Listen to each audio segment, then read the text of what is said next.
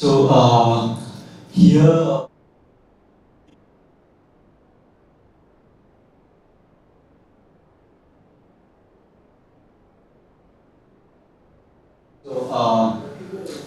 Osmobomb TX has its support,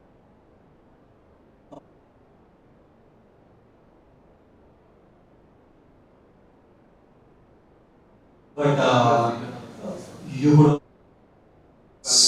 someone wanted to just like to prove like some other thing.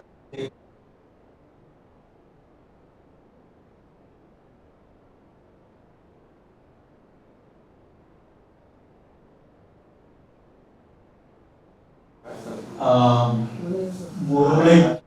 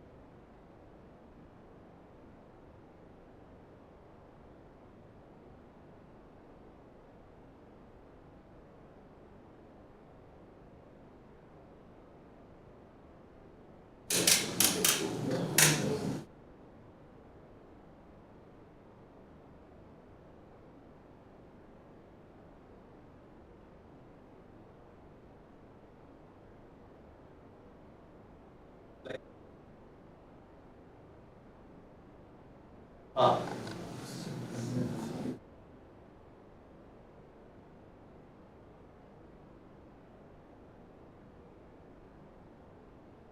so yeah, so for this like setup,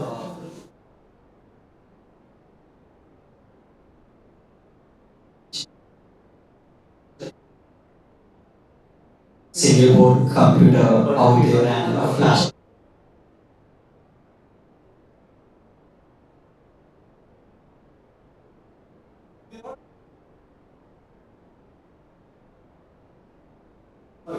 So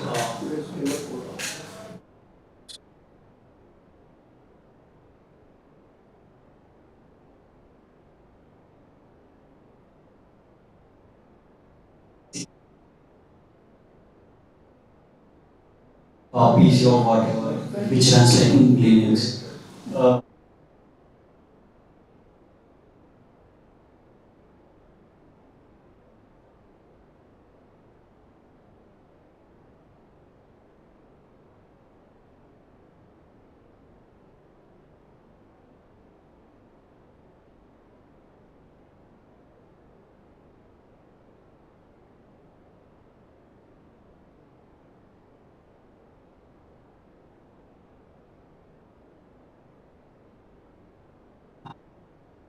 Subscribers, users list and all. So we could like after like telnet we can get subscribers list like based on.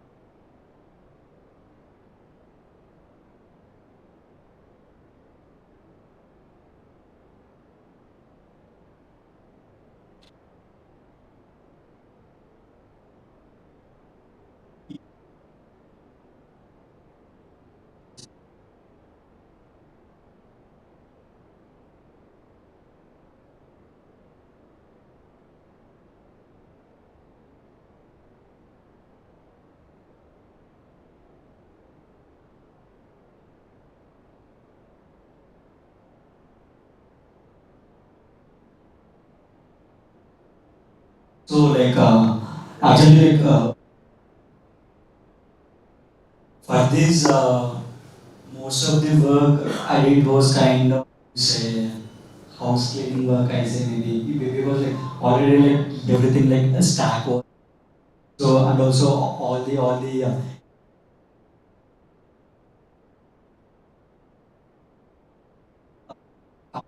source compile everything and all.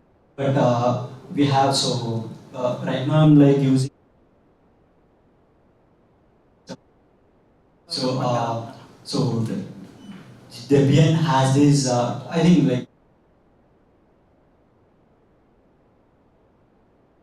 sudo apt or whatever the packages we use. So right now like there is an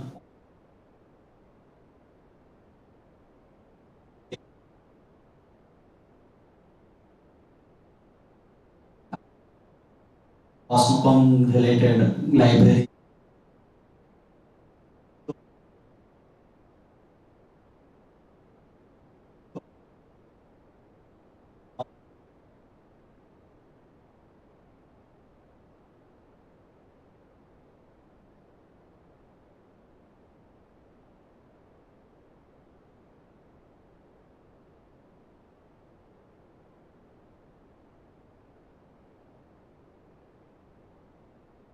Repo and install all the things. So basically, it's like streamlined.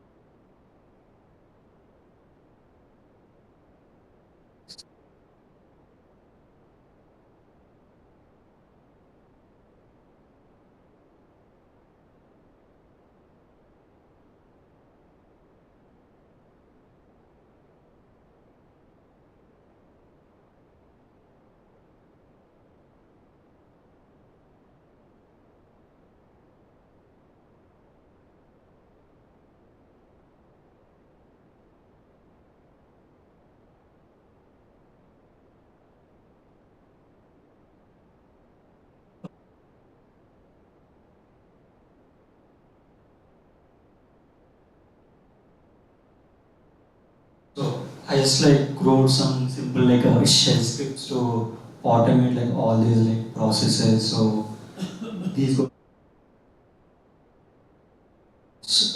users like front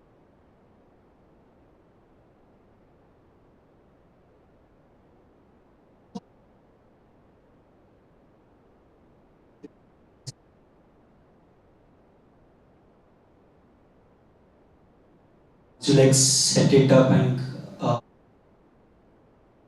line HDR to these like Raspberry Pi.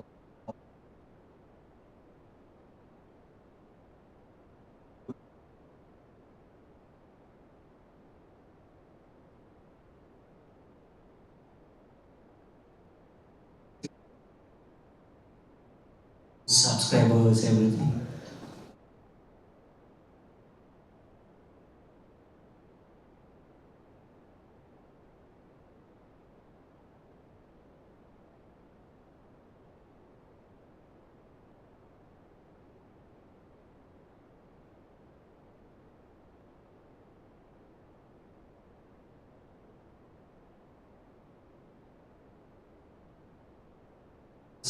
Set it up for like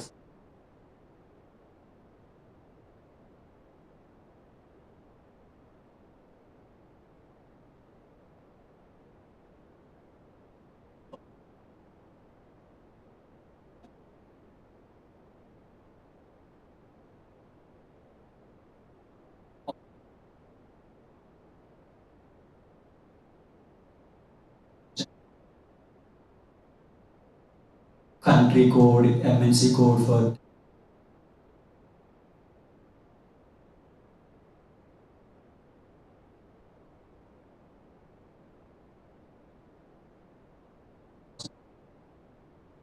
uh,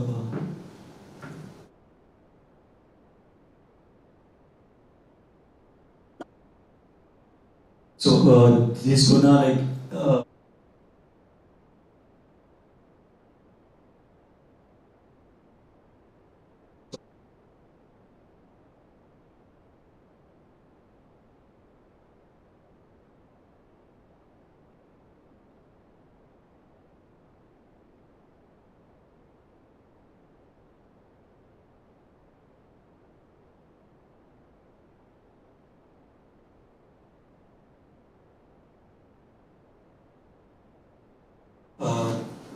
so actually like right now like there is like so much.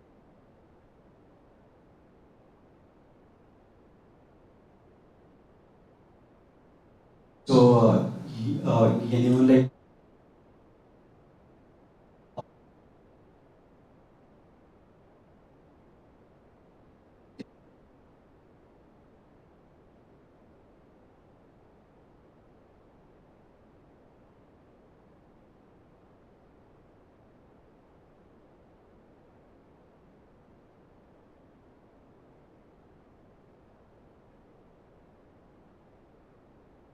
sit, but if you have like any other question,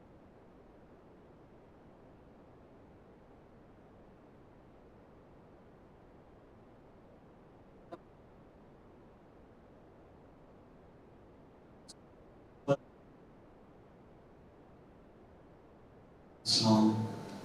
I mean, it's like it depends on your and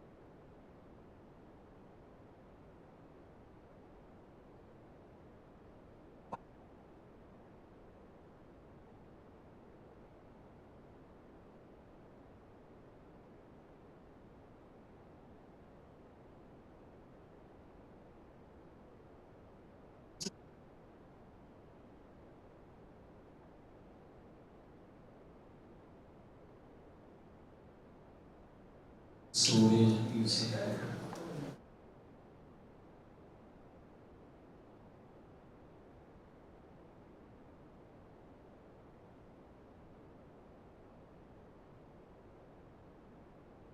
So like they were like just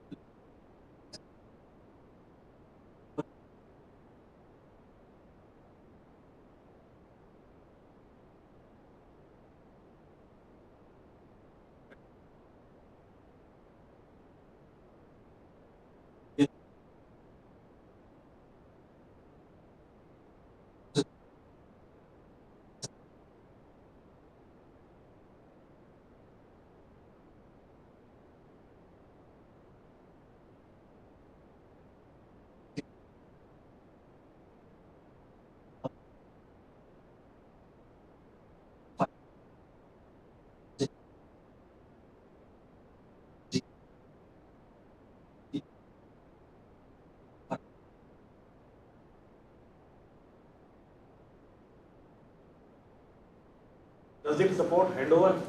hmm? Handover between two BTS? Yeah.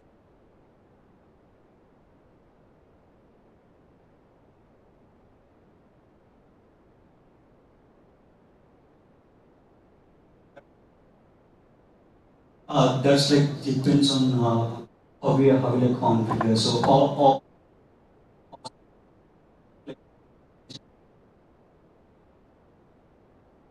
set up. I mean adjust our frequencies.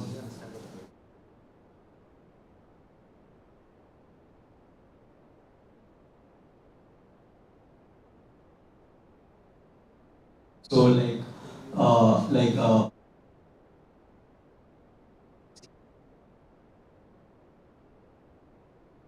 There, there, already there. mm, You can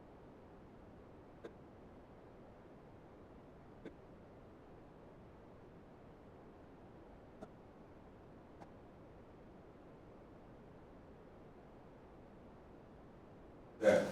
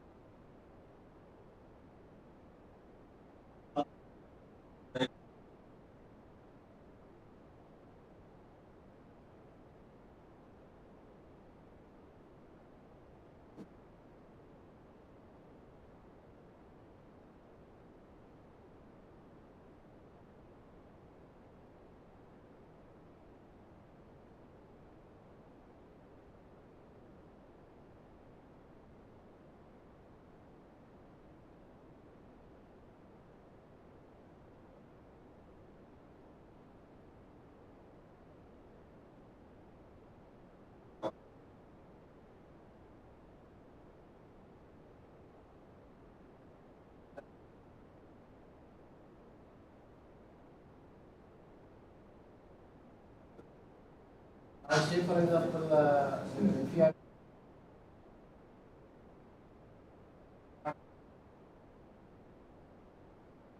Can I take 2 minutes? yeah.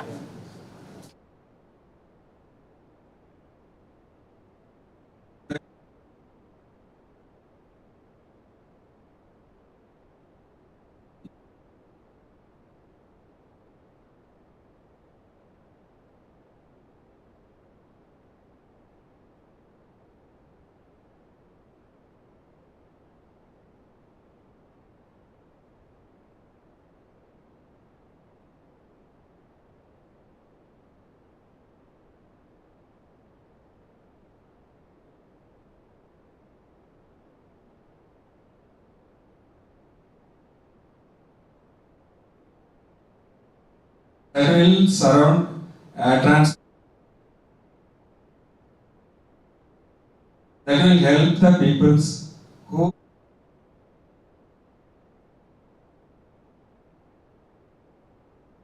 if they go, then we have to,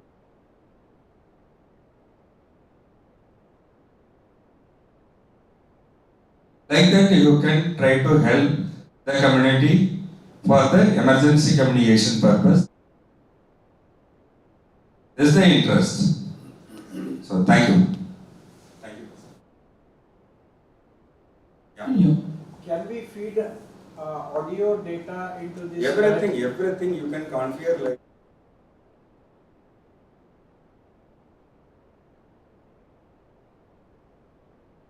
That whatever we receive,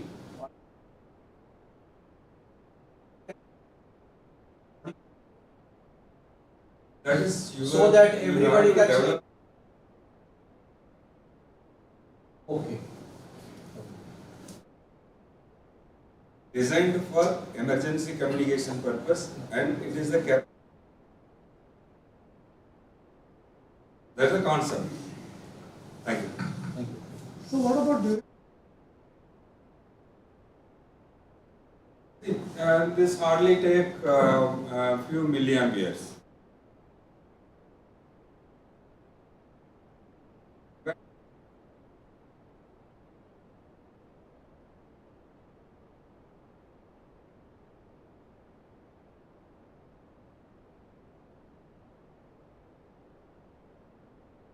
Only during the processing.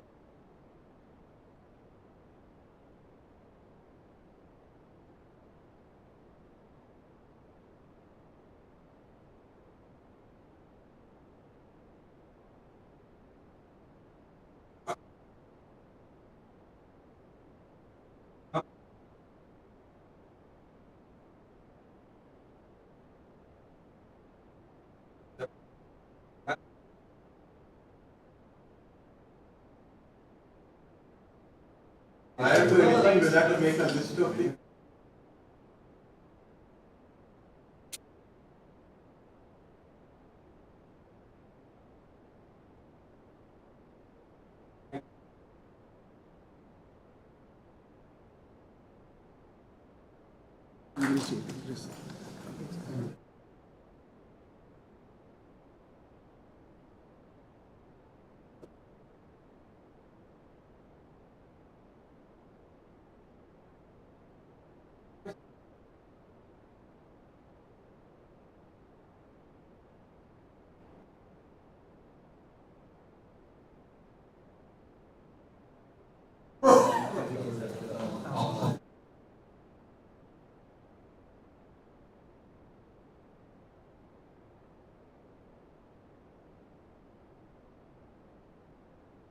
Right, thank you very much for that, Prashant. So, a part of our sir, and with regards to your question on setting up the thing, do that. Right. So, thank you very much again, Prashant. Talk and next up we have Arnav Acharya and team. They'll be.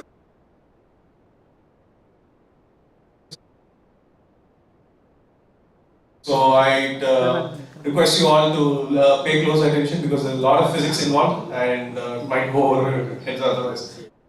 So please come up on stage, Arnav and team.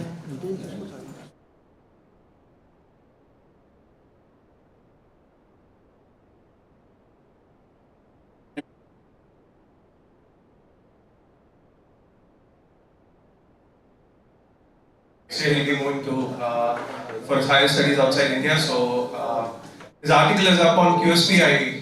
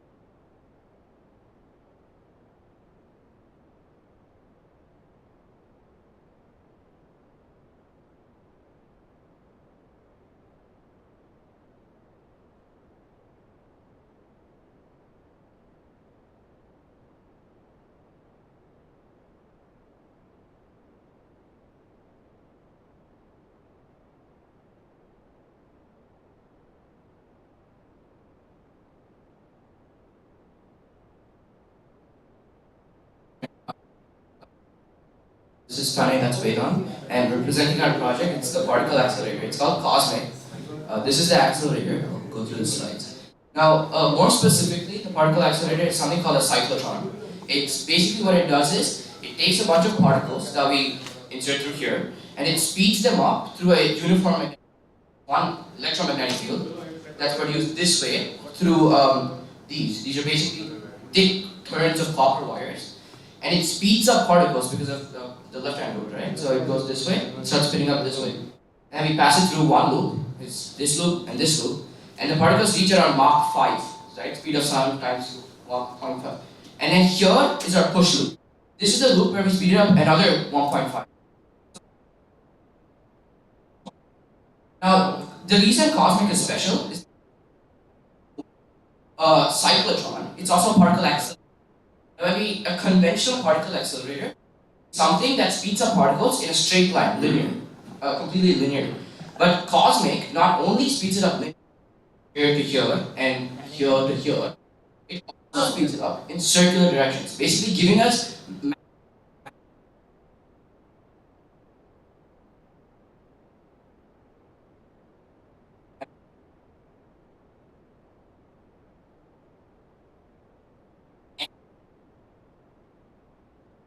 racking up as much speed as we could. The evolution of Cosmic. Now, we started with Mach 1. It was one simple loop, one electromagnetic field. It wasn't very strong. It was a relatively high error rate. And then we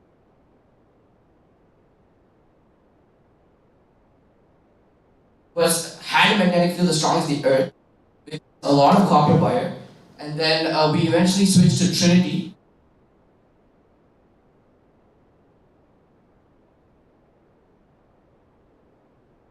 Off of their own surface and intensify how strong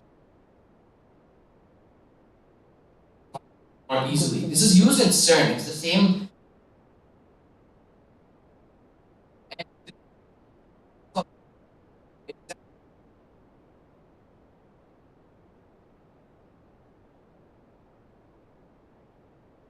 7.89, and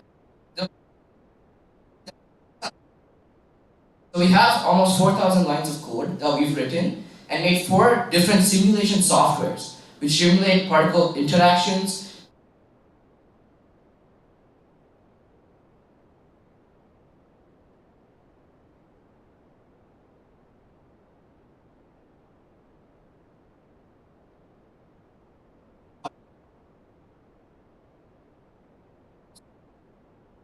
Now, this is what powers Cosmic. I'll show you guys the code.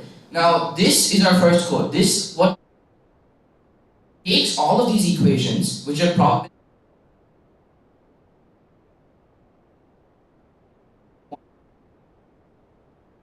now this is around 300 equations, and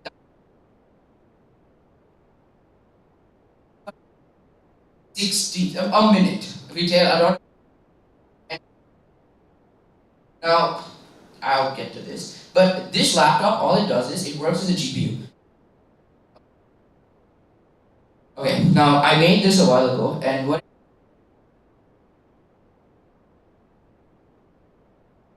sends it back to this laptop to integrate into a physical simulation like this. So this basically has a laptop, a power bank, a two terabyte storage SSDs, solid state drives, and everything.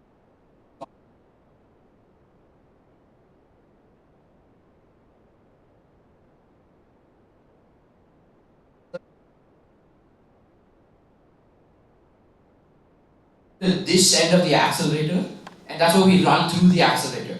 Now, the reason we use hydrogen is because it's one proton, one electron. So when you put enough pressure and enough heat on it, it breaks apart into electrons and protons. What we then do is we ground the electrons.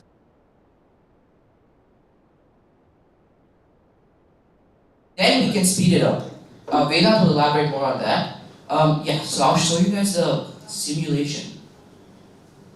Okay, so this is one of the simulations. So we run this. Here. Oh, 1 second. So, 1 second.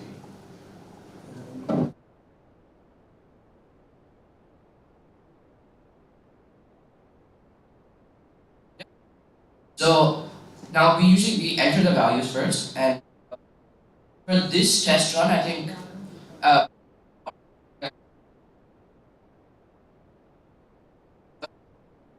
now when we describe speed, we usually go for.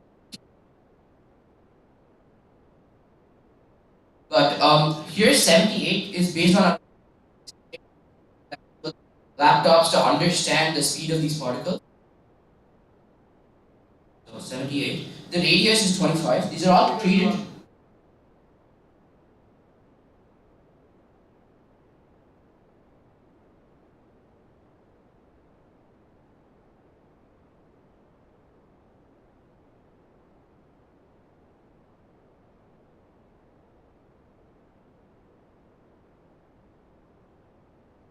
Okay. Yeah. So and then the number of particles, basically we divide, and eventually get down to a large number of particles instead of slowly.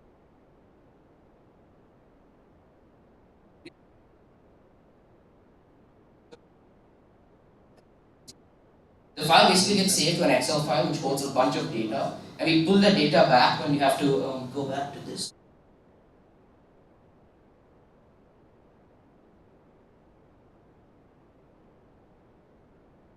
So now we have particle collider decrement. So when a bunch of particles, a bunch of protons, and if there are other particles, they're all going to be in this. The collision chamber itself will have particle collisions. These protons don't stay still, even if it is a vacuum. So because they have high energy, they do interact with each other, and we have to.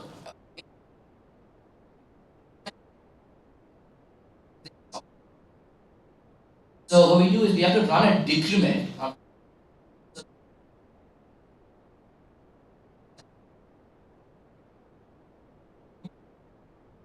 So this is the interaction of particles. This is where it runs 300 different problems.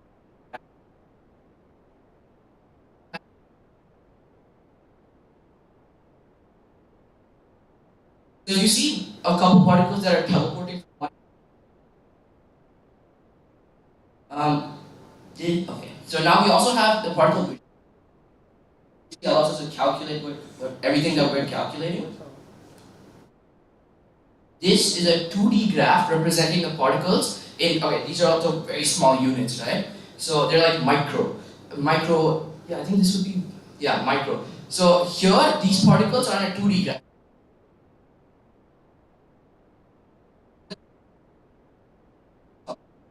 So we know that, oh, this is going to be here, this is the probability based on these two. Because three-dimensionally, when we sense, we have the sensor here, right? So 3D equations here. And then it's a collision graph. A collision graph basically just tells us how many collisions are taking place based on the time. So basically it slows down here because that's when you start sensing particles. That's when you start eliminating particles from the equation. So here there's a lot of collisions because that's when the particles first start speeding up and.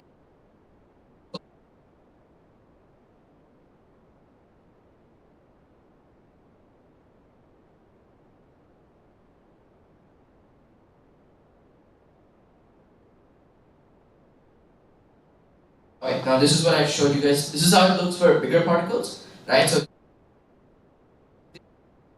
thousands or maybe 100,000 particles, right? This the first simulation was 100. So this is a little more clear. So this right here, I don't know if I think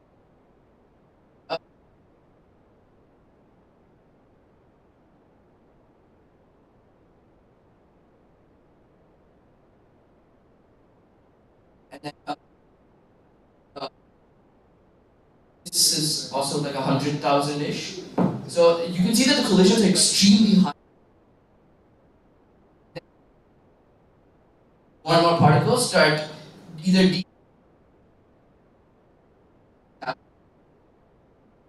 so they don't start ionizing, and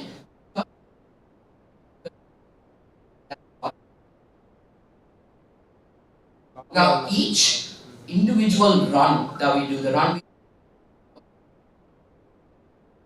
we take around 7 terabytes per 2 terabyte SSD, 2 terabyte SSD, SSD is there again. So each run takes around 7 terabytes. We delete data afterwards. But so far we got, I think, 14. So 2 atmospheric neutrinos, one that we're still doing the calculations for. And, okay. So I'm gonna explain about the physical. So we used a lot of, we made all these wires are basically copper coils and electromagnetic fields so that so it accelerates the particles faster. We have this like compressed momentum as when it's first. We have some Arduinos as he explained. Arduinos to calculate simulation data and all this stuff. He just explained. We use it as either one MacBook is used as a GPU. We have some batteries here, and there's some earth. There was some. We are planning to use hydrogen gases, hydrogen gas cylinder for the particles. So it's gonna go.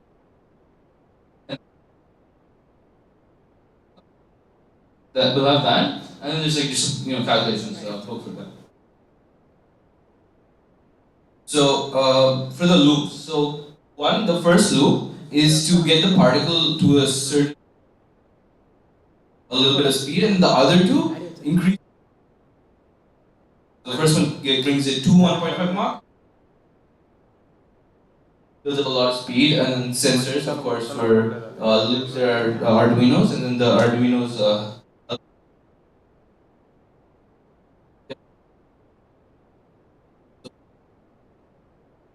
You can see that there are 3 loops. This one is for the initial loop.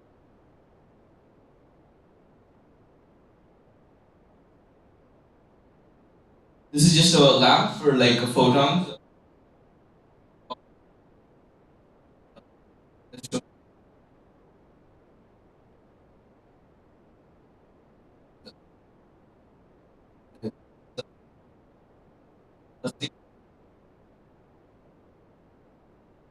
Very long, couple meters long. So just they coil on each other. So this is what one single.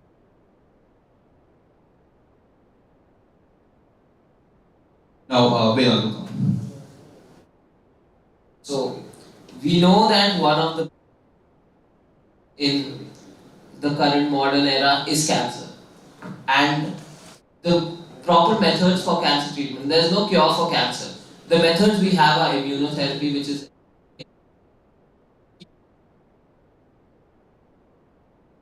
collateral damage and side effects, and we have surgical method, which can't be applied in every method, and it's not always the proper cure.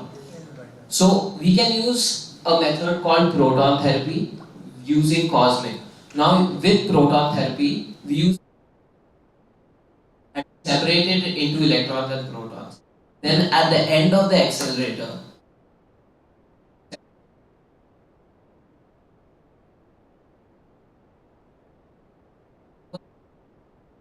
now that line we can shoot it because they're accelerating. So they will deposit the energy on those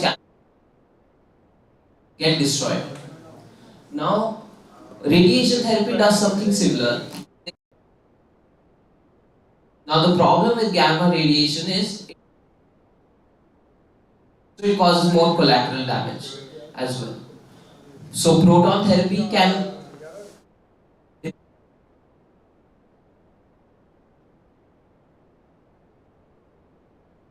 making it more efficient, less costly, and with cosmic it is easily compact. Like we've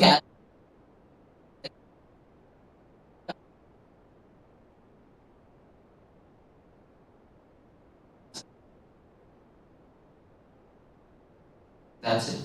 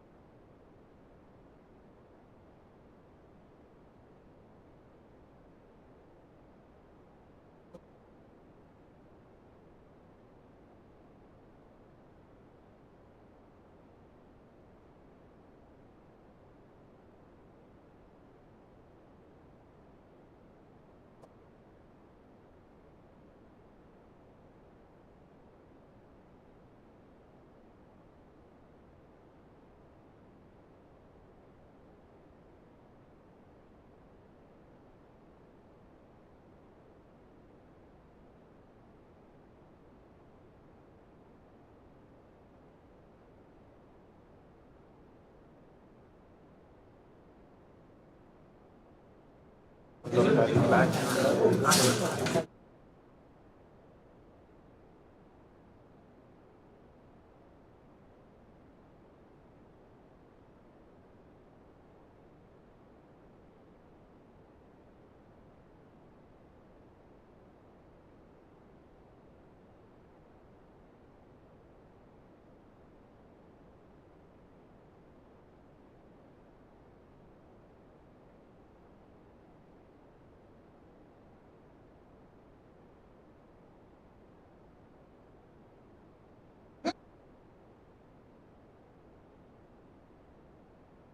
fine.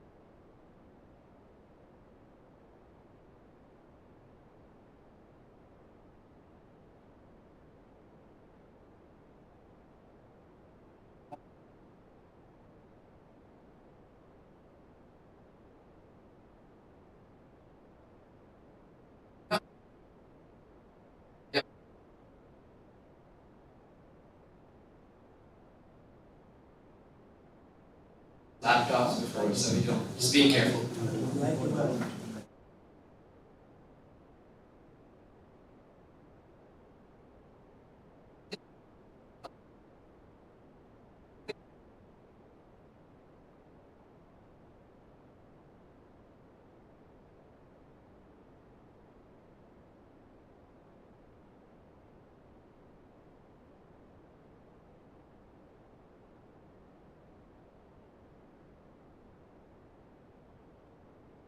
Our laptops we're gonna keep it in there, so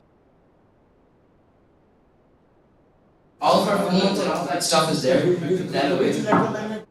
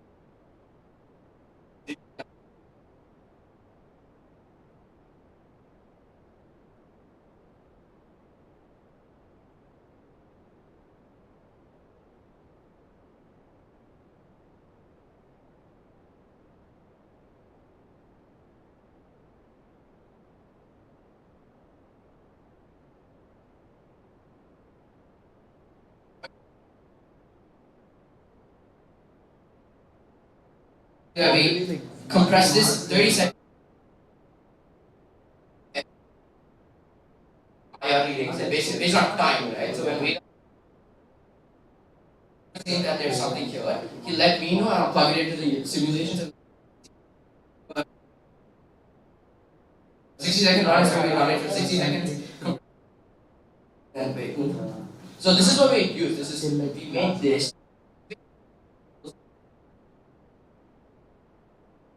1,600 runs, I think.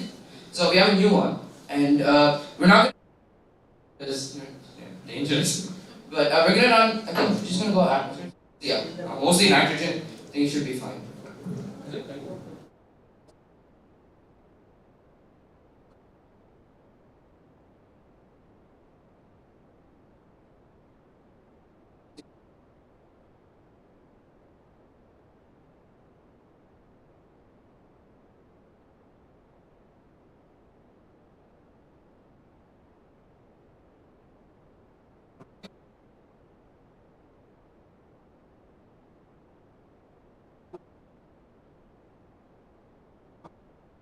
Immediately.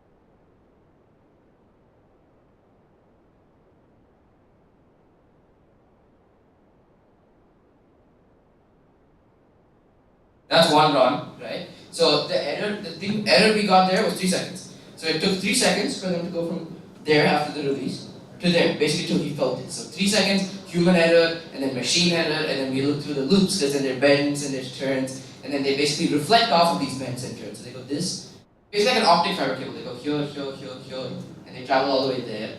A lot of them are absorbed, so we have to subtract a certain simulation now.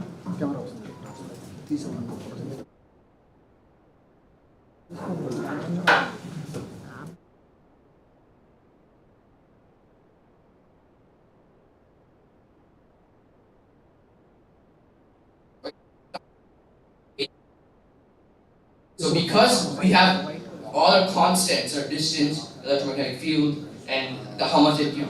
So we're gonna use time as a variable.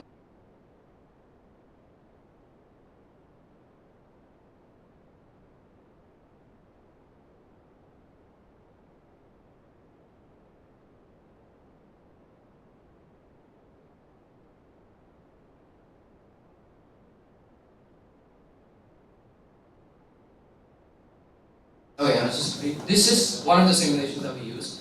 So we're gonna access.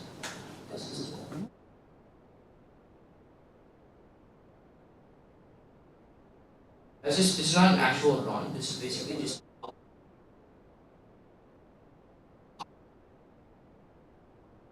right, and I'll show you Now usually it looks like this. Now that's how they travel inside of a loop, like that. So they travel through this loop and they speed up on the loop on the end.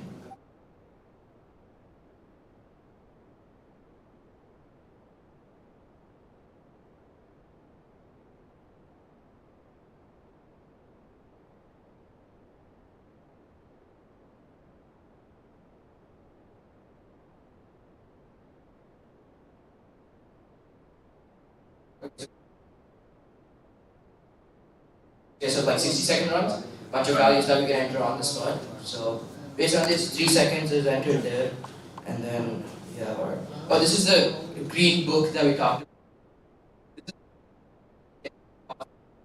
about, the actual accelerator.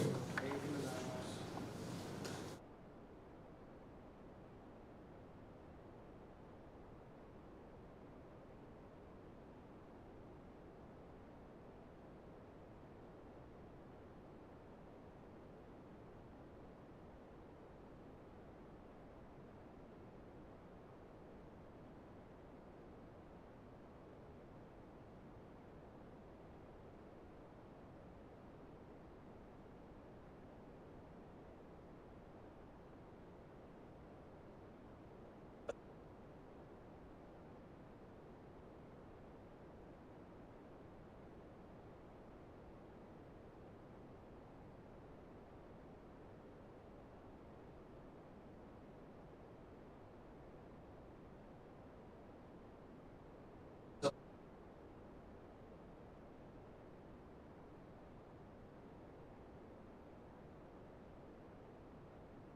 okay, 60-second run, much bigger particles, smaller interaction. This is where you see them break apart.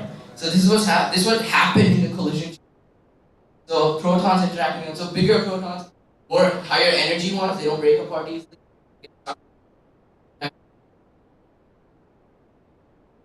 The chamber is cylindrical, so you see more of them push towards the walls. So they slowly break down, slowly slow down, lose energy.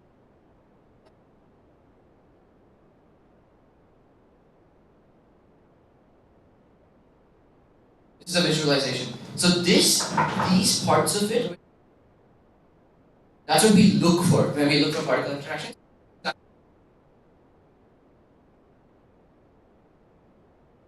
They stick together and they have a high energy in the middle. So this is showing us that the two particles are actually. In the previous collision that we saw, there were two particles that were stuck together that didn't break apart till the end. These are the same particles. So based on the energy levels that they output and how long they stay like that, we can basically determine, oh yeah, so and so, and we can basically determine what. Atmospheric neutrinos are the best thing that we've got. A little more heat, and there's a little more error in, oh, there's a little more energy in this area. That's when we say photons and protons collide in the atmosphere, and we're trying to recreate this on ground.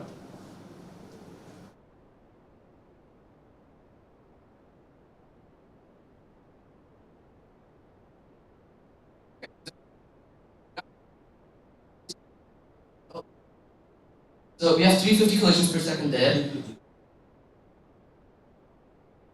Oh, okay. So it reduces, but it never goes down. And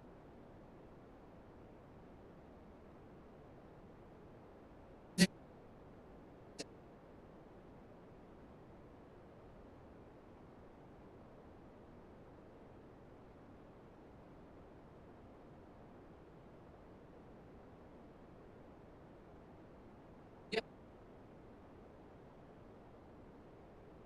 No, but I worked with CERN. I worked with a professor for like a long time on research projects, and one.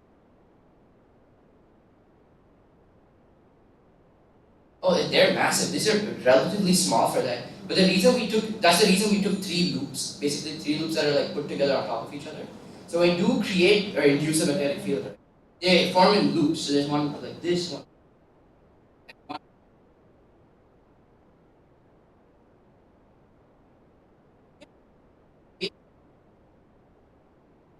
Yeah, we're playing protons. That's a negative Hundreds field. of Tesla alone. Hundreds of Teslas that's the speed of light. We're not aiming for the speed of light. So Mach 3 is electrons will not survive. this, -9. this creates a vacuum. This end is blocked through, and this end pushes.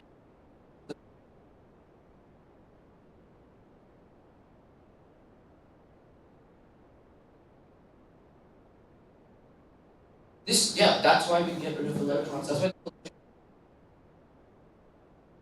basically subtract the error based Protons on will that. Yeah. Yeah. Pressurizing it here, but we're creating a vacuum here.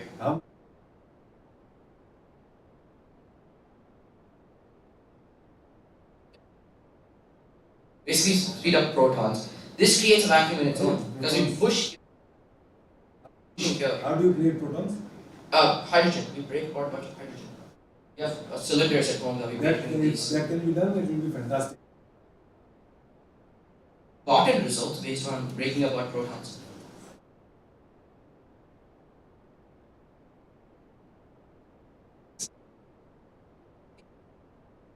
That's why we separate electrons and separate again.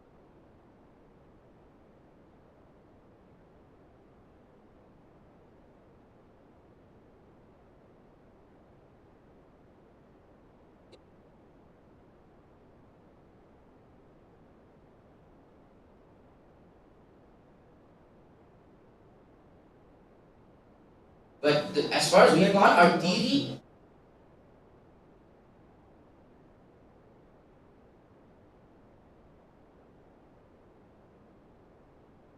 V is the central also, yes, I recall.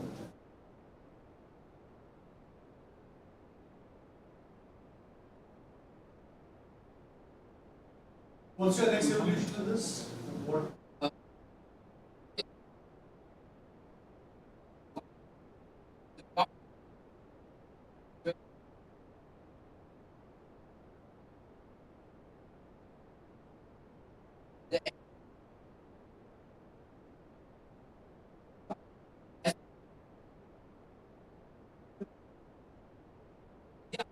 We want to make a bigger model, better. The thing is, we got these meant because they're perfect insulators. Almost perfect insulators, right? So we don't want any. Yeah. It's a good thing for. Yeah. I think we can work on a much bigger model. But for now, this is a rudimentary model. Our theory. But I mean, we definitely have to improve on it. Next iteration, we want to make it bigger, we want to make it better. So would you not vary the magnetic?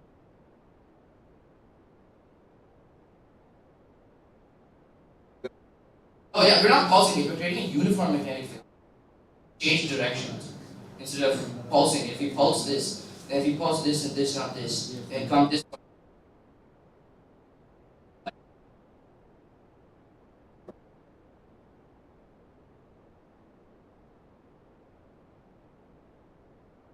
Yeah, I know. DC is just to control the direction. Yeah. And it goes faster and faster and faster and faster till there. But we could pulse it, but right now,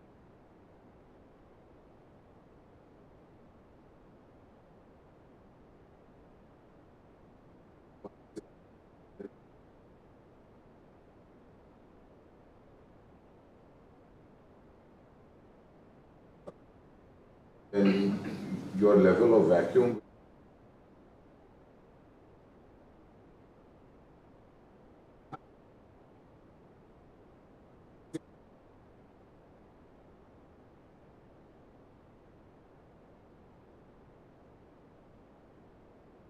that was the initial plan, was to pulse it, but we realized that we wanted more control.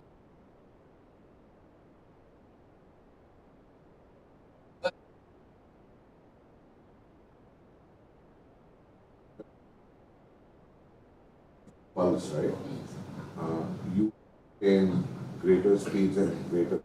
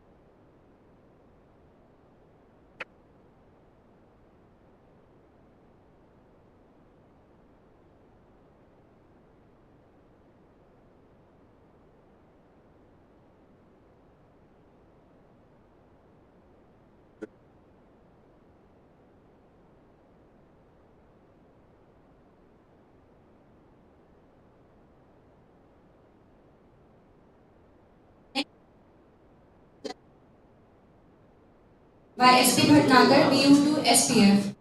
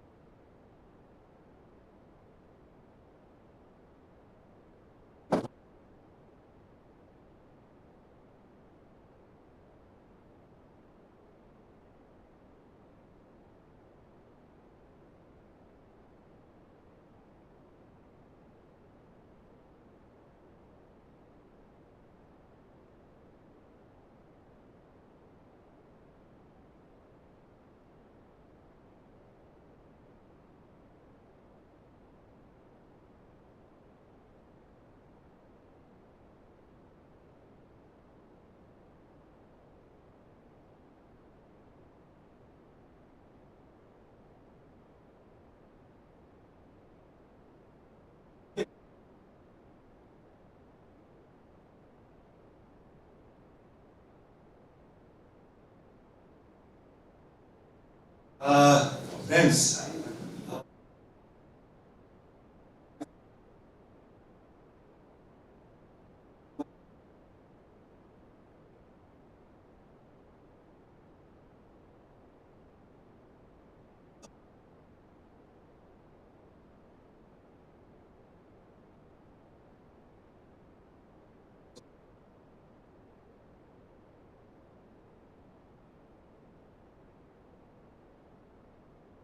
So we know about what is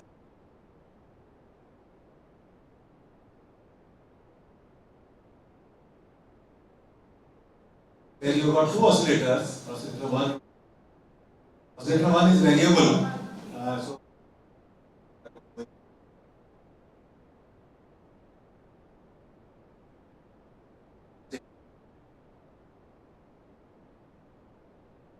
oscillator two is a fixed frequency.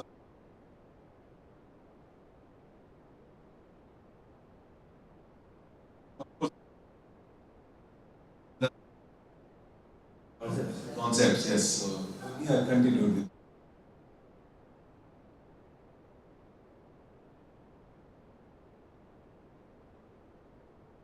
all kinds of mixers of these oscillation.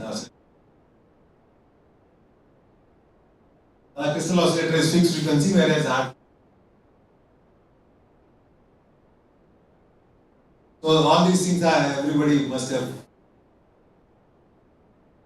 an example. So when we talk oscillators, normally there are techniques of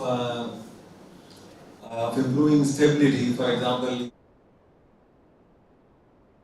or you can do grounding, proper grounding, common grounding, and there are many techniques like proper components, those steps, temperature. This stability is caused because so analog VFOs have had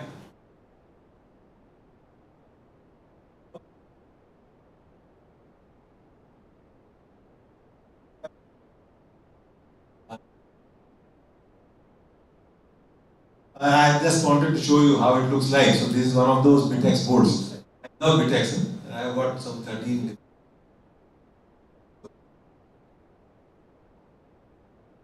So for example, here this was one of those early versions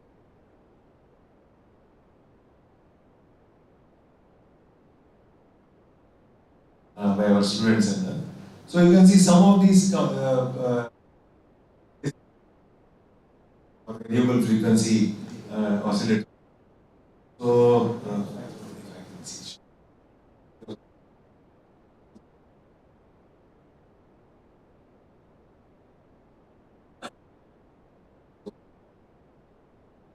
so this is the part.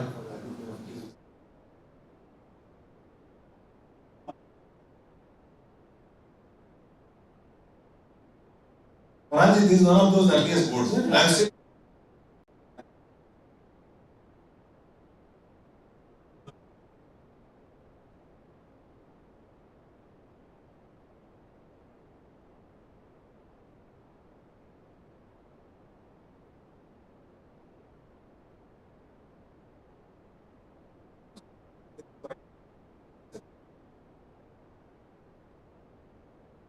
and the other end used to tell me that something like that. So it was quite a interesting.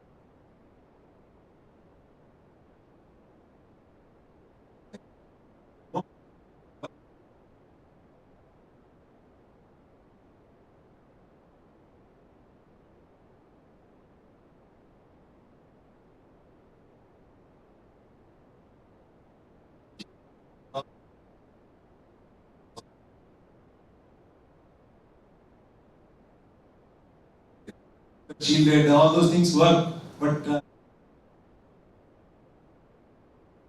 online. So there is a digital I call it, where people came out with ideas by outputting on DAC step by step and then getting it near. I don't know if you have done some experiments. Process. There used to be a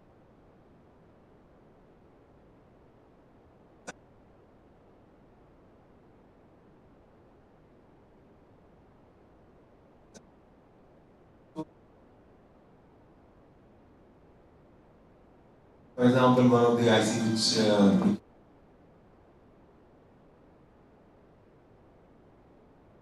Chinese came out with those modules and they were very cheap at that time. Cheaper.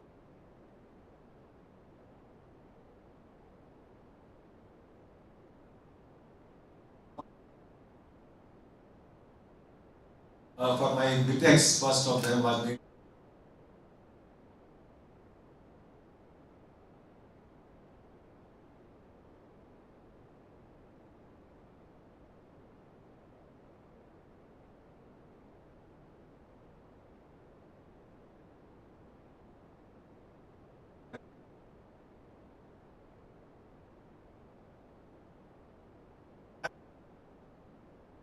Try to give too much of detail.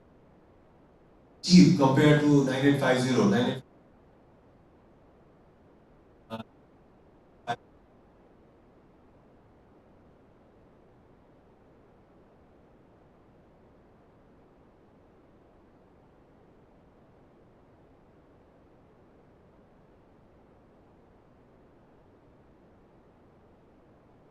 Sir, Yeah, what's your practical experience between these two? sir, I didn't find any difference. In fact, on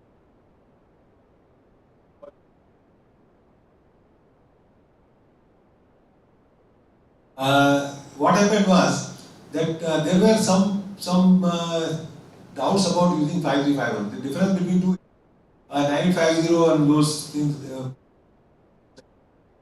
whereas the 5351 gives you.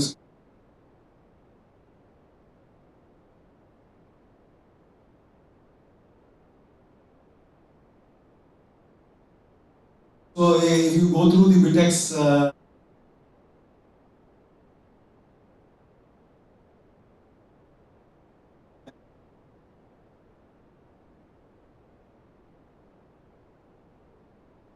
of course there are other things because of which people.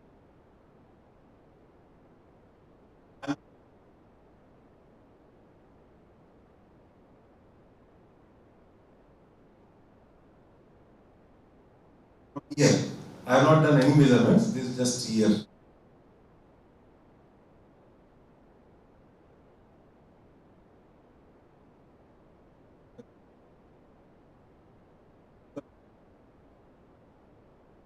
So absolutely no problem in using 5.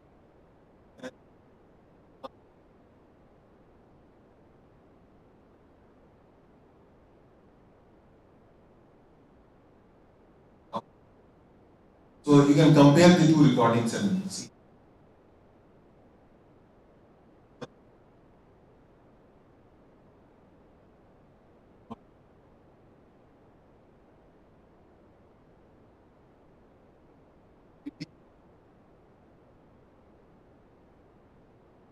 Junk.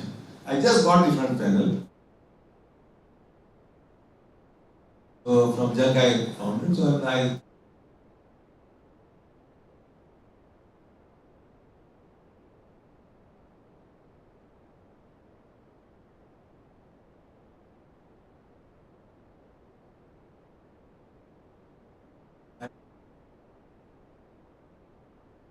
we made many of these BTEXs for some. So one of them was this one, which I gave to.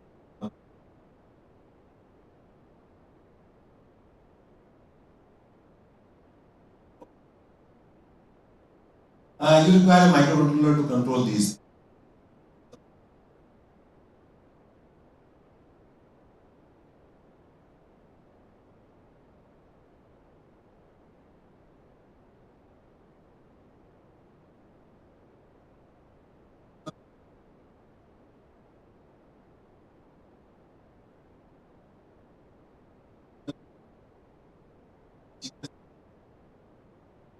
So I wanted to tell you that this.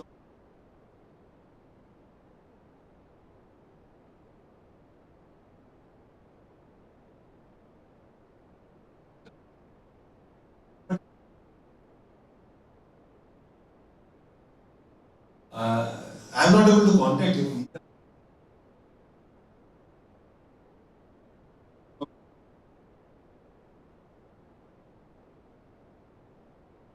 And I think Chinese have copied it. Many Chinese. I saw sometimes some Chinese.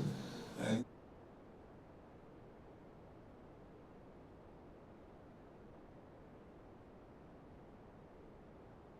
So I implemented the same thing. I brought or downloaded, copied it, burned my pic.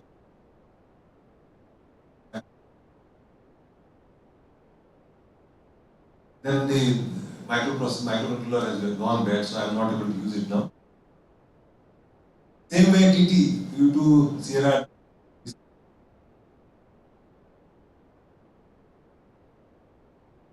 published it, so I just homebrewed.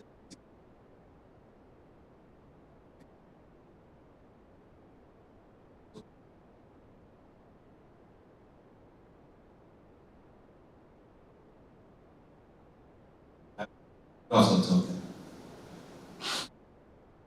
So we did a lot of experiments. For example, this one.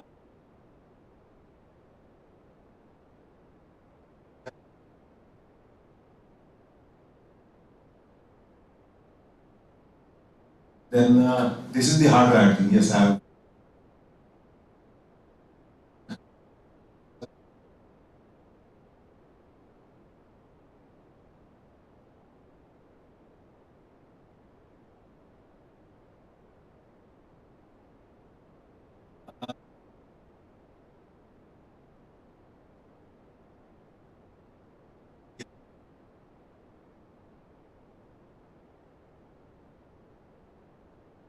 So at least 5, 6 variations were done by me. So you this one first today.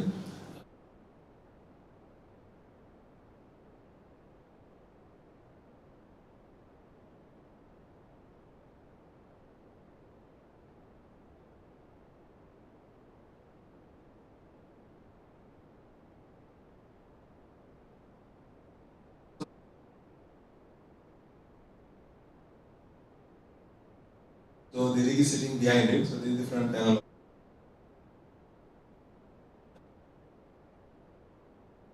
So as you can see, with very simple things, this is a piece of sunlight.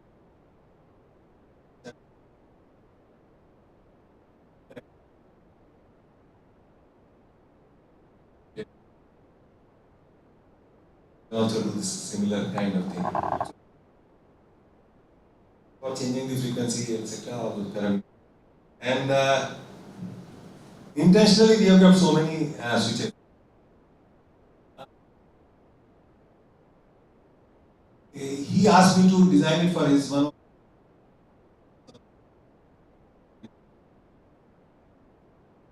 And he said, I want a lot of buttons.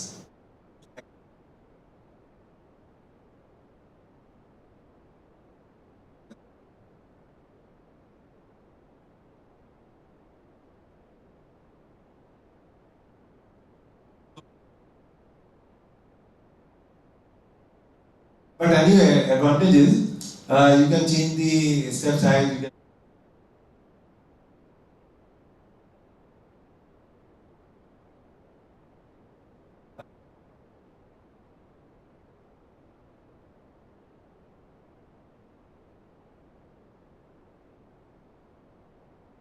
then sideband you can directly change USB. So supposing you are in, and same way you have DFO control. There is something very interesting. Not many people. But what I enjoyed most in one of my earliest things was, so this is for experimenters who want to.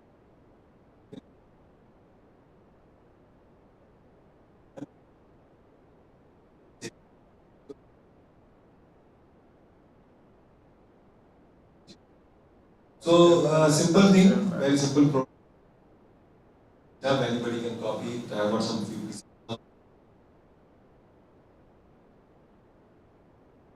Only those who are interested in experimenting, I'll give you.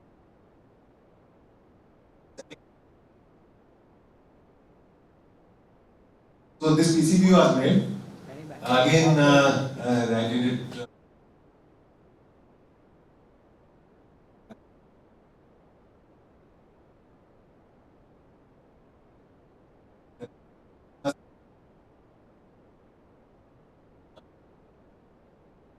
Made it for me. Few pieces. I wanted more number. So I have already distributed about 20 PCB.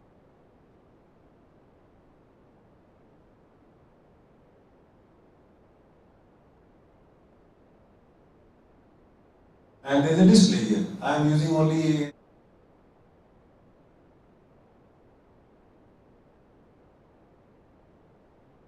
there is a keypad on that side, which is 7 keys are there, which is basically a device.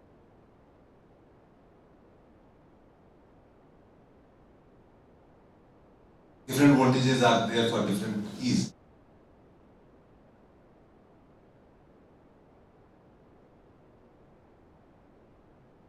5351, and its outputs are available directly on the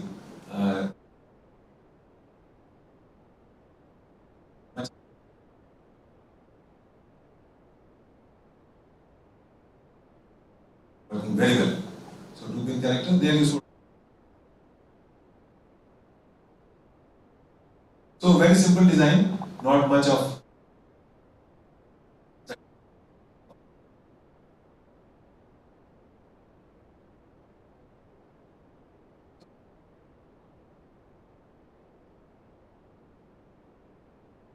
So I always.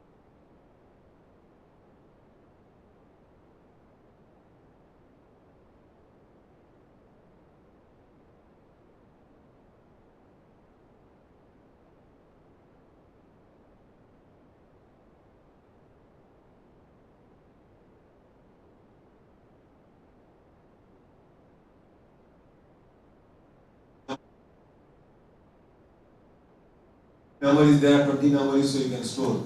Actually, it's not limited by the memory of the art. Why we want more memories. Just kept it, but in program you can make it more. You can go from 1 hertz to 10 megahertz.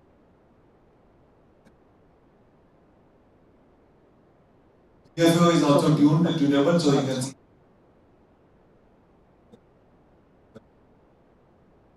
sounds. So basically for experiment, you can select the sideband as I said, and then you can. Now I wanted to just so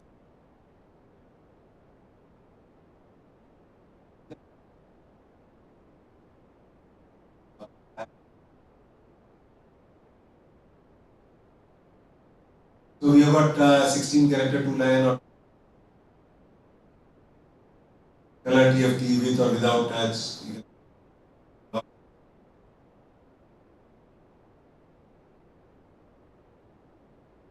This is just an example of what the TFT.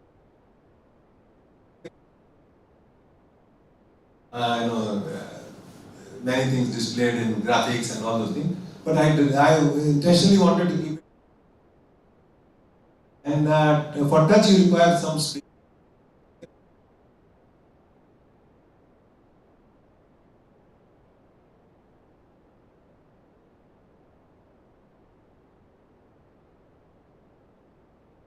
These buttons, these are quite big actually, where you touch it, so you. Otherwise, if it is small, if you touch one of them, the other one gets triggered. Larger. So there are many. One screen has got the operating thing, you can see.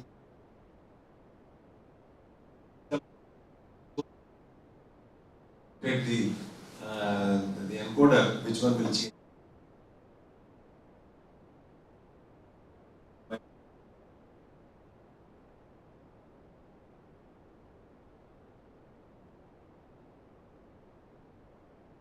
One, it has got 100 memories because.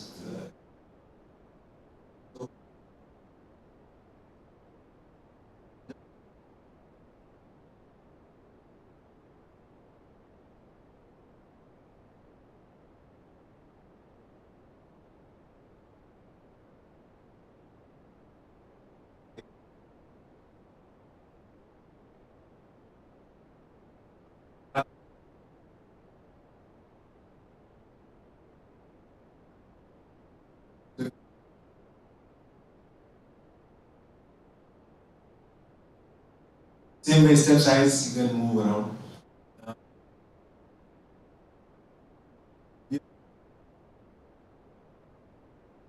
is a simple S meter, audio derived S meter.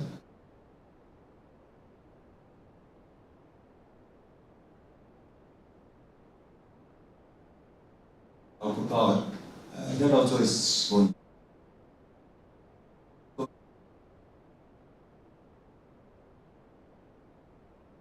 same way, next screen will have some.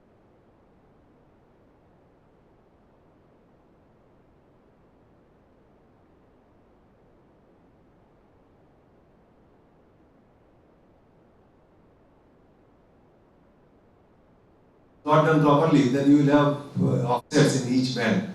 So if you don't want to calibrate it or you have not done it, or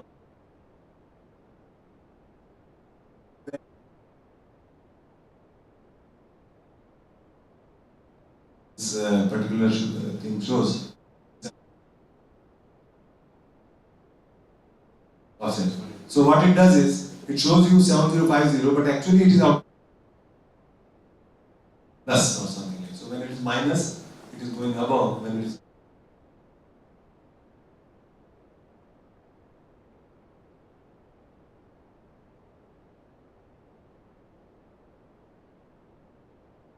has to or has to transmit, or you can even have the toggle, so you can just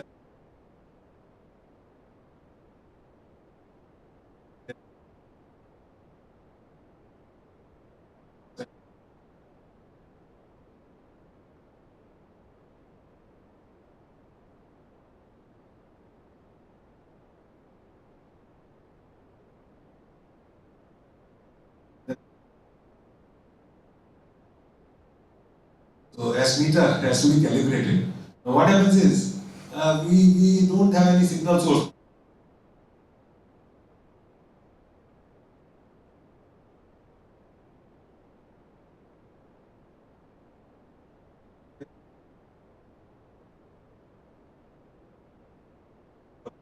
That you start seeing that kind of thing. So this is basically unique to mimic the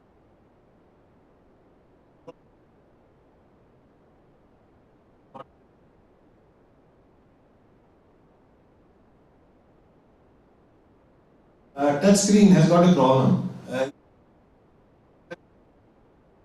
and immediately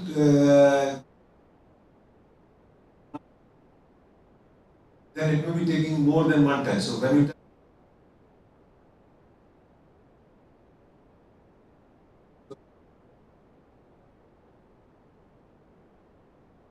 120 is larger, so maybe I did it.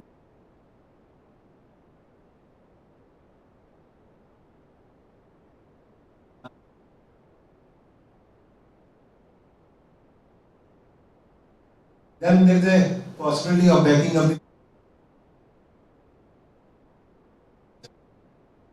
and you can back up with you can restore from the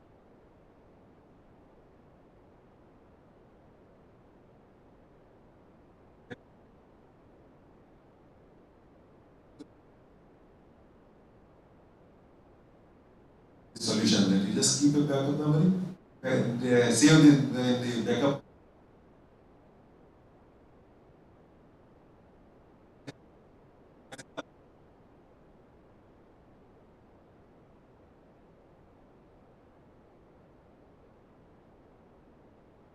Store it or print it or whatever you want to do.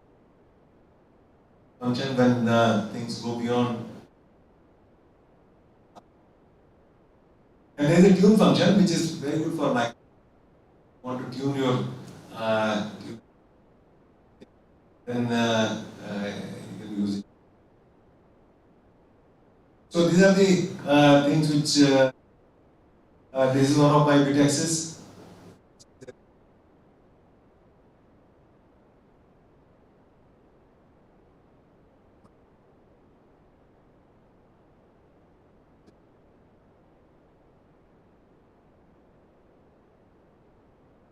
So what I wanted to say is every now standard, hardware is standard. Okay, not much change is seen from one to other configuration.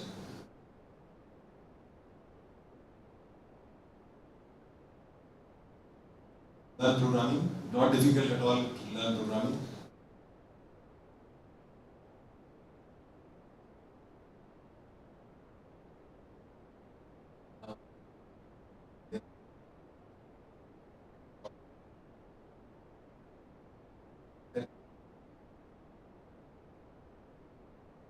So whenever they found it difficult, modified it. So AI is now helping him.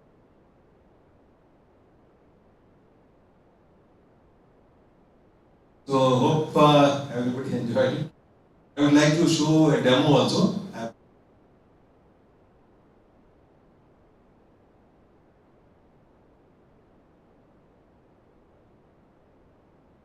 Starting there. So people who are interested in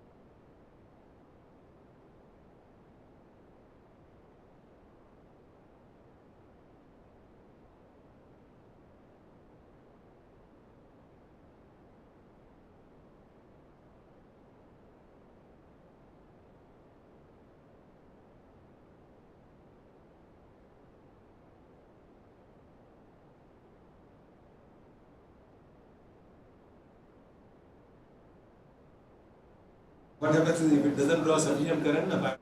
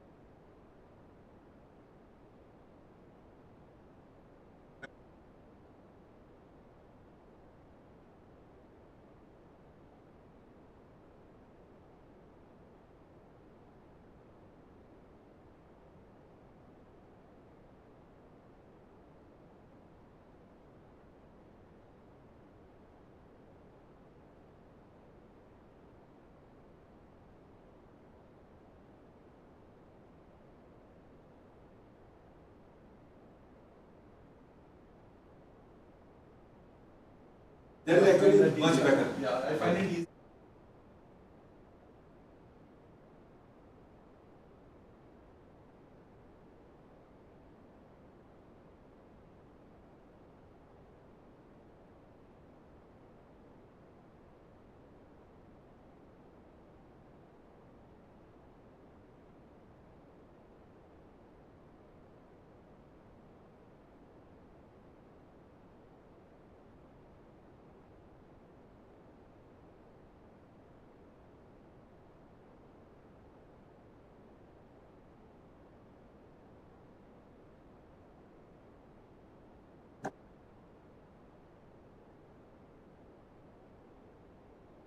ఆప్నా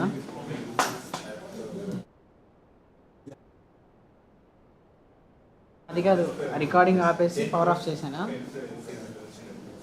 No, this is actually fixed. Then you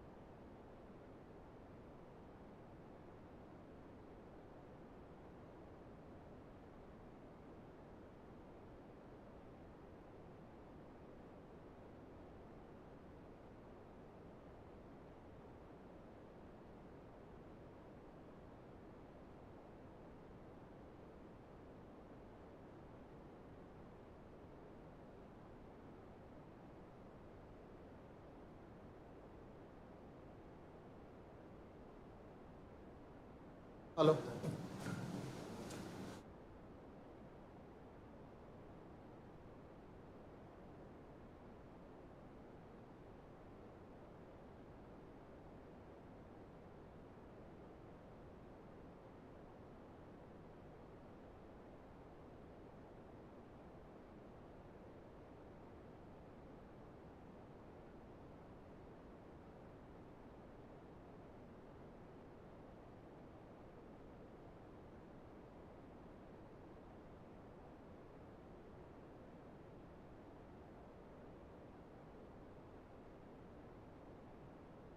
Hello.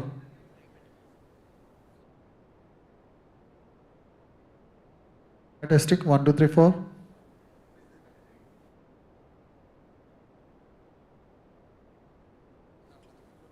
Hello.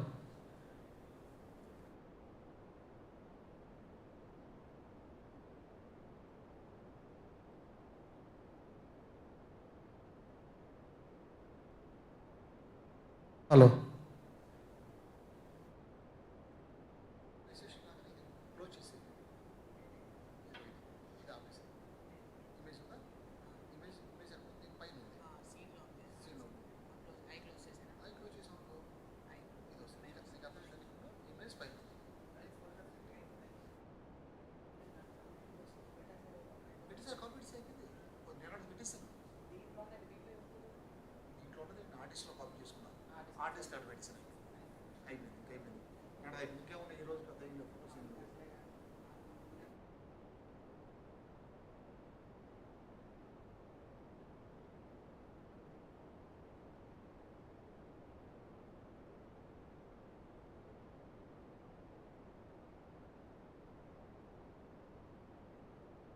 Hello.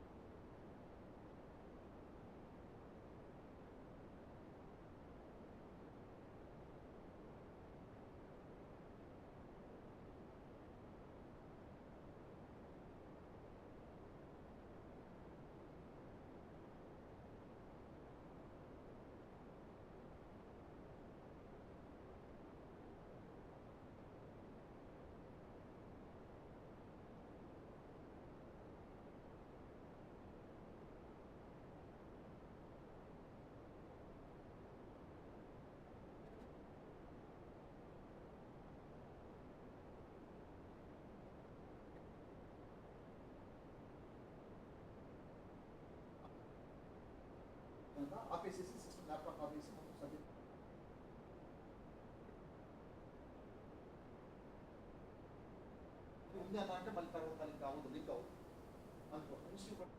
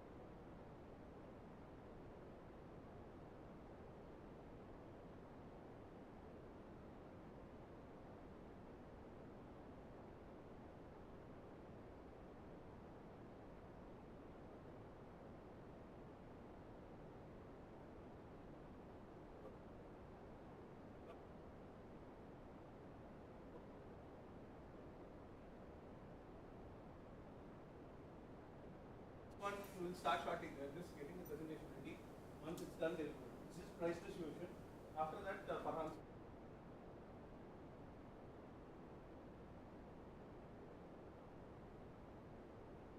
Okay.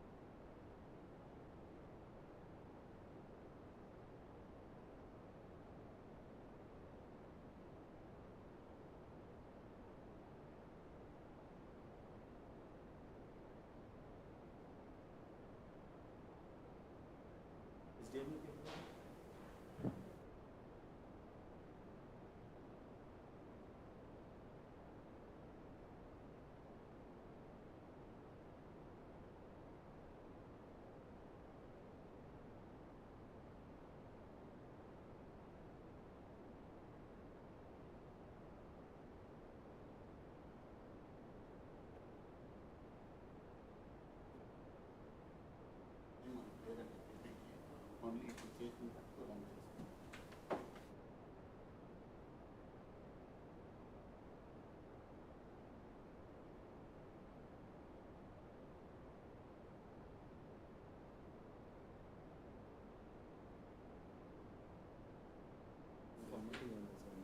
Wait a minute.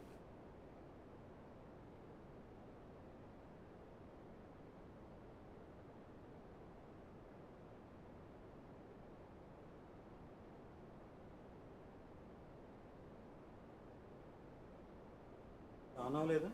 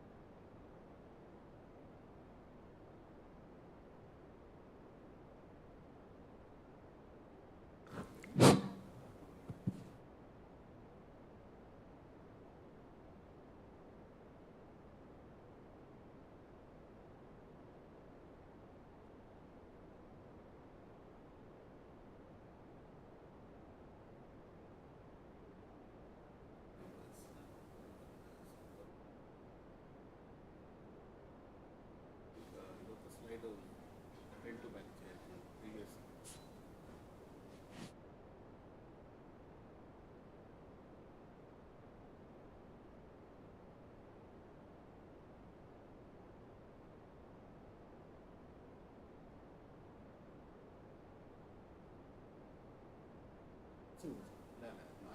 వచ్చినాక తర్వాత last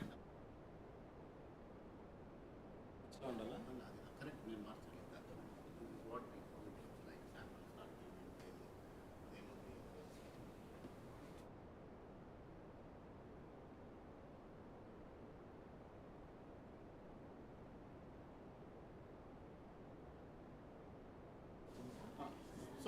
ಬನ್ನಿ ಕುತ್ಕೊಳ್ಳಿ. ಬರ್ತಾರೆ ಅಲ್ಲ ಬರ್ತಾರೆ, ಕರೀತಾರೆ ನೀವು ಬನ್ನಿ. ರಂಡಿ. ಬನ್ನಿ ಪಾಸ್ ಕೊಡಕ್ಕೆ.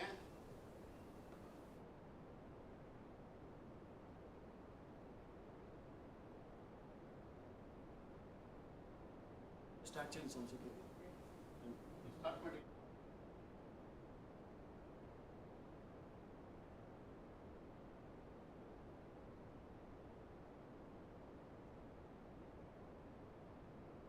Hello.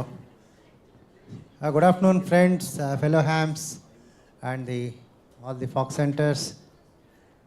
We have registered around 19 Fox centers for this LARC 7 amateur radio direction finding radio sports, out of which around 4 to 5 participants took place, and all the 4 completed the Fox center.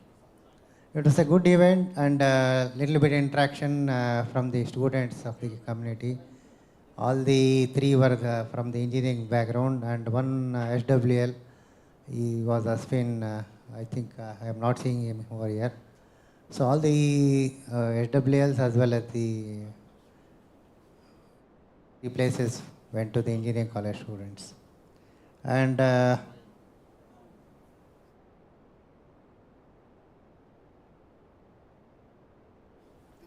the event was coordinated with me, that is V3JBA and V3TGC Worldman Mohan.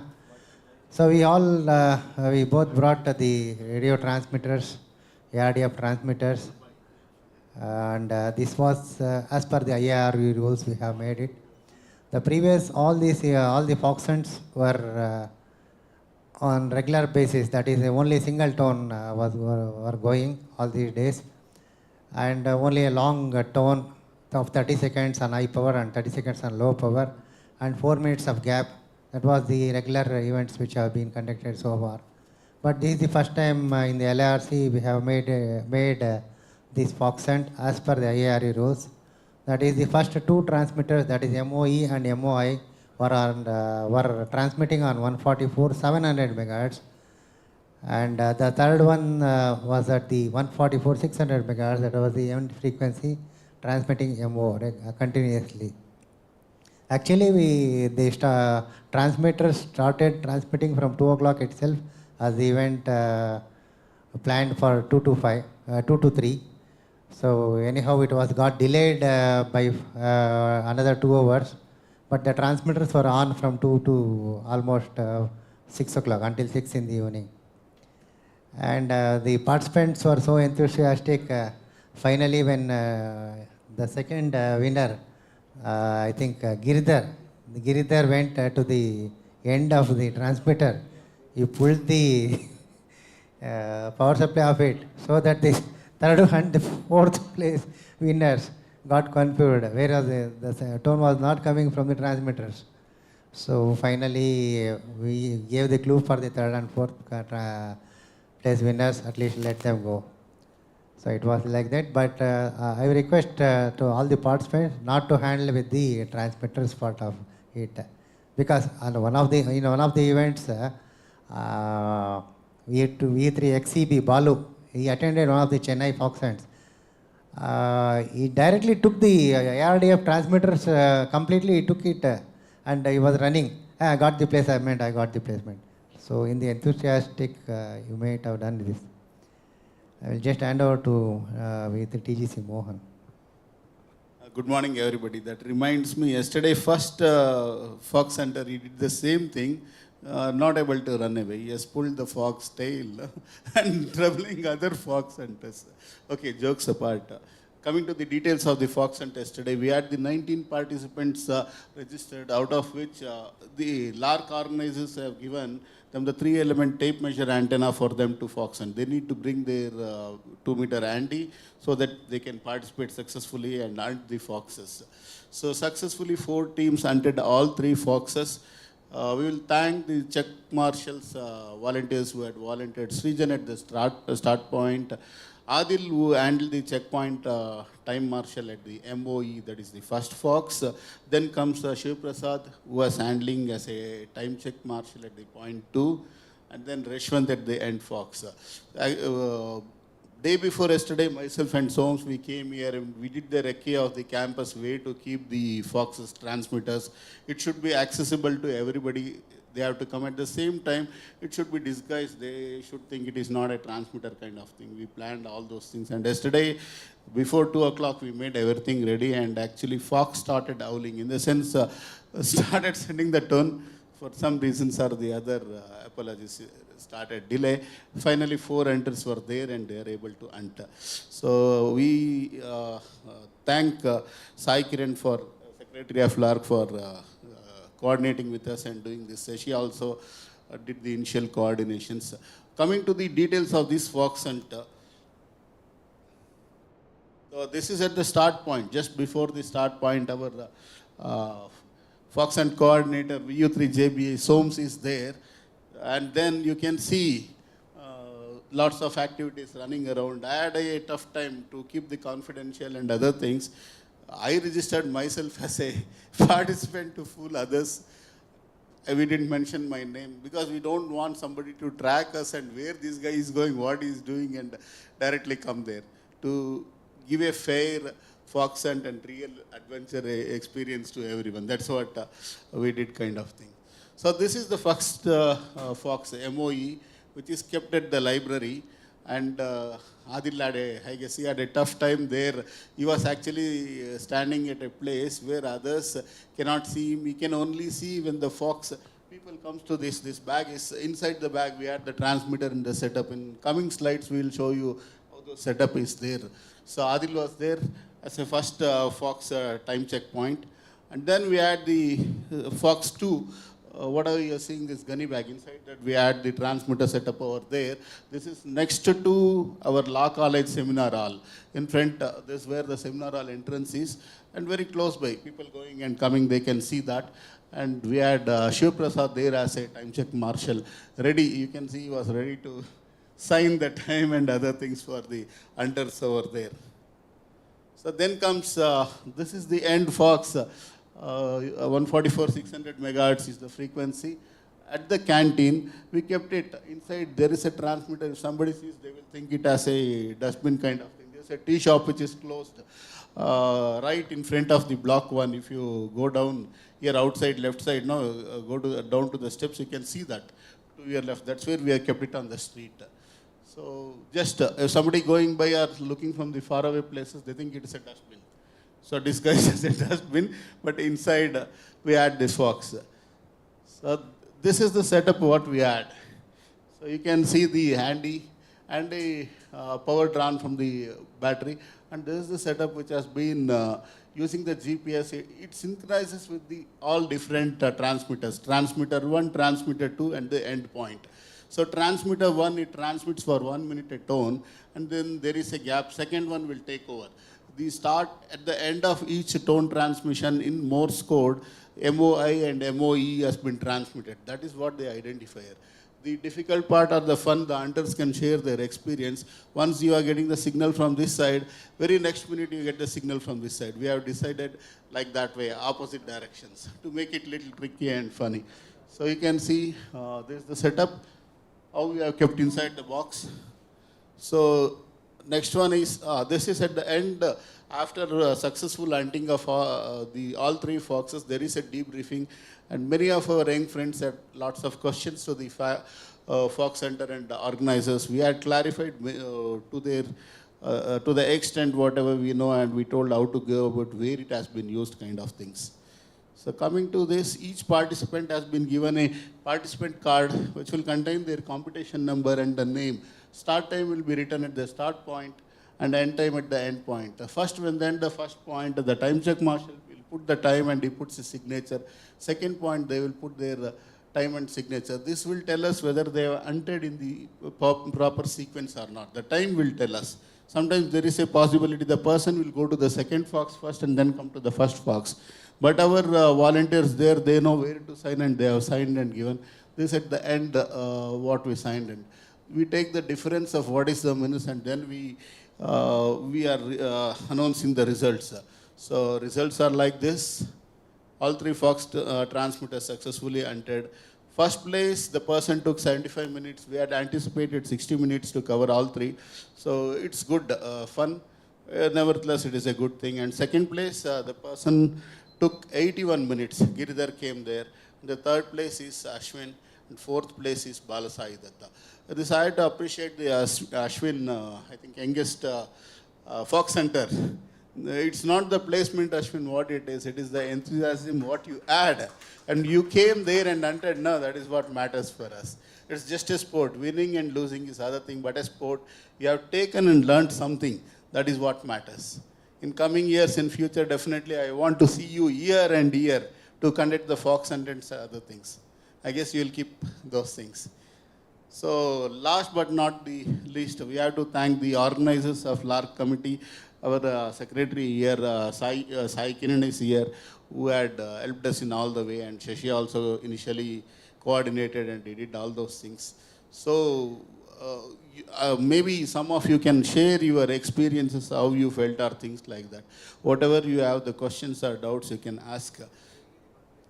Yeah, all the people we will be giving the prizes. Okay, first we'll start with the fourth place consolation prize. Bala Sai Datta, please come out to the stage. Fourth place, reverse order. Fourth place first. Huh? On behalf of me, we'll take it, no problem.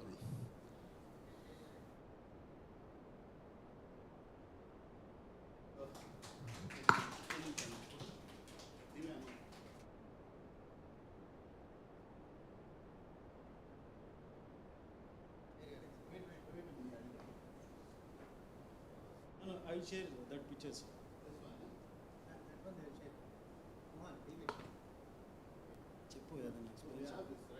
Yeah. Hi, hello.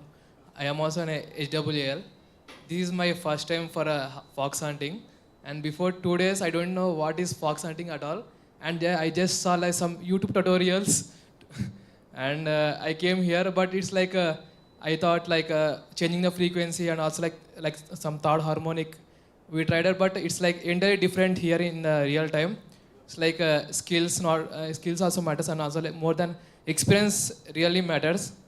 So that is what I learned here, and I thought like skills only we can get, like we can win the prize, but experience also like learn some of things. Thank you for the log 7 for giving me chance to hunt this, and also like again so much knowledge in the log 7. Thank you. Thank you. So the third place goes to Ashwin, SWL over here. Ashwin, please come on to the dais.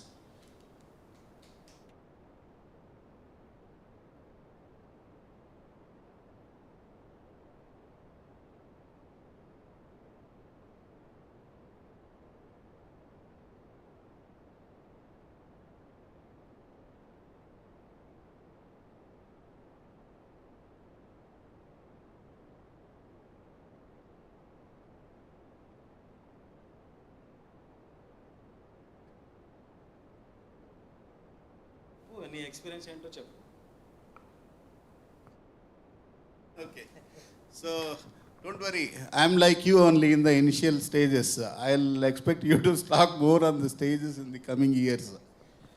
Second place goes to Giridhar over there, VU to TIO. He took 81 minutes to come. Please, Giridhar.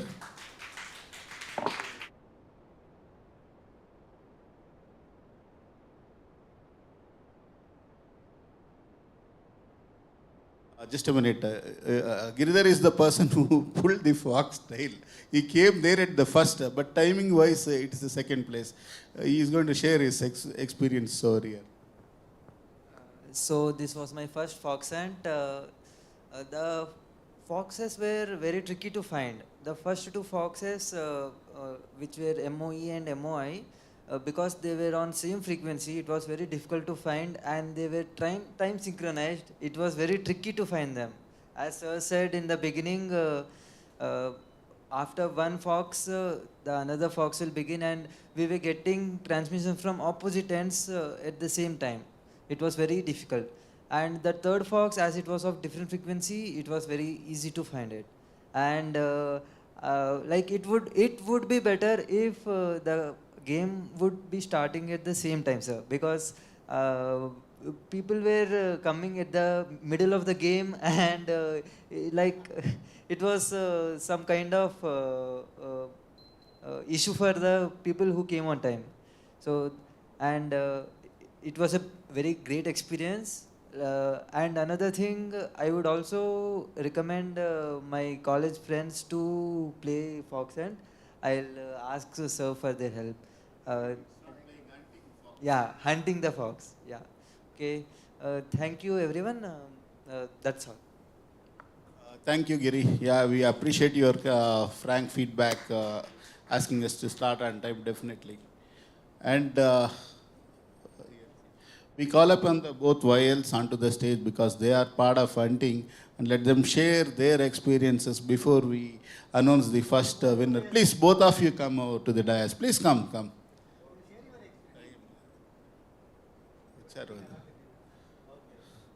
So, because they are part of hunting team,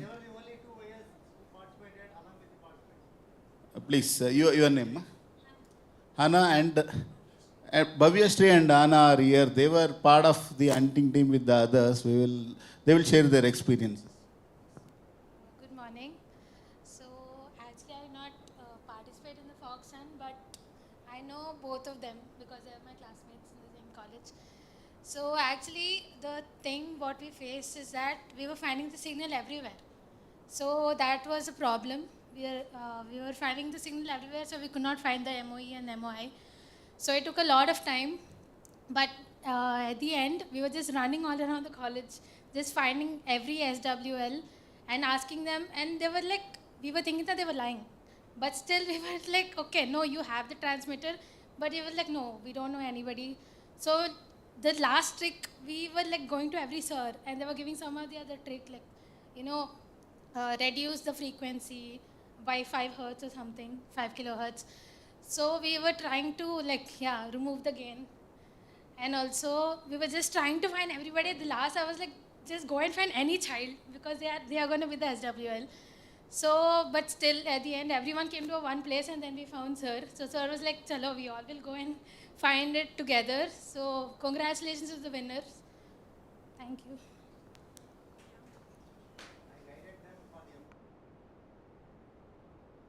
Yeah, good afternoon all. It was first experience for me with the fox hunt. I haven't participated in the fox hunt, but it's a great time to be with them and I learned a lot of things. I understand how the signal will be transmitted and how the fox will be hunted. It was a nice experience and I learned a lot of things. Thank you, sir. No, sir, I haven't stayed till last. Actually, it was a nice experience and thank you, sir, for conducting. Thank you. Yeah, the first winner, Ravi, please come to the dais.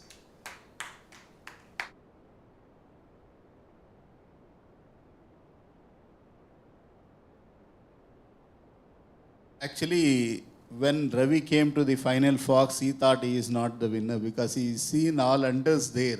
But here, the beauty is it is the time taken to hunt first and last. So when we send each hunter, there is a 2 minutes time delay. People will think I am the loser, he is the winner, but that is not the case. Finally, we took the time and he emerged out 75 minutes. That means 6 minutes before the first runner up. That's what. You have to share your experience. Maybe, I don't know, how you feel today. Definitely, sir. Especially thank you to everybody who has organized this particular event, Somashekar sir and Mohan sir, who has helped in organizing this particular event in a specific order in more detailed manner. And I thank all the hams who helped us understand how the fox has to be hunted. And the procedure, especially like reducing down the 5 kilohertz or grounding whenever we are closer to the antenna, when you think closer to the antenna. And the biggest mistake that I've learned through this particular event is like reflections do happen, especially when they're placed closer to the walls or across some different locations. So I was getting a very strong signal at a specific location, but that was exactly opposite to the fox where it was actually present. So I think that's what hams need to keep in mind while trying to hunt for a fox. And I also agree to my friend Giridhar that everybody's starting point should be the same. And I really like that feedback, and it was pretty genuine. And I thank everybody, including our organizers, Sai Kiran sir, and VU2XZ and VU2AP for introducing me everything over here. Thank you, guys. Thank you, thank you. Okay,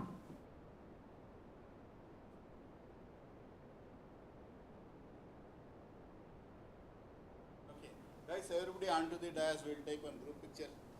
Please, all winners. On the time check, people, please come. First of all, we have to thankful our Somsekhar and Mohan sir. They are conducting our fox hunt here every time. Thank you so much, sir. You are conducting the fox hunt. And as it was two transmitters in the fray, that is 144-700, we had only two transmitters.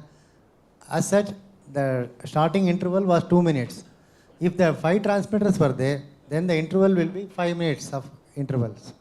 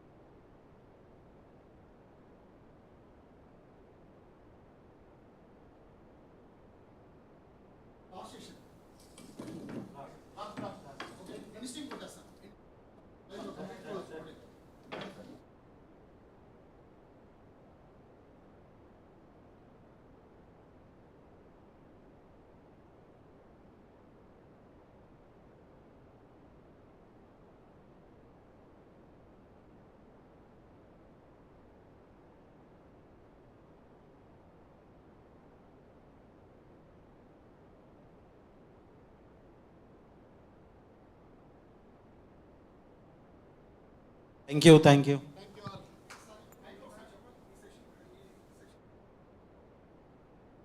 This section is closing now. Go to all in auditorium hall.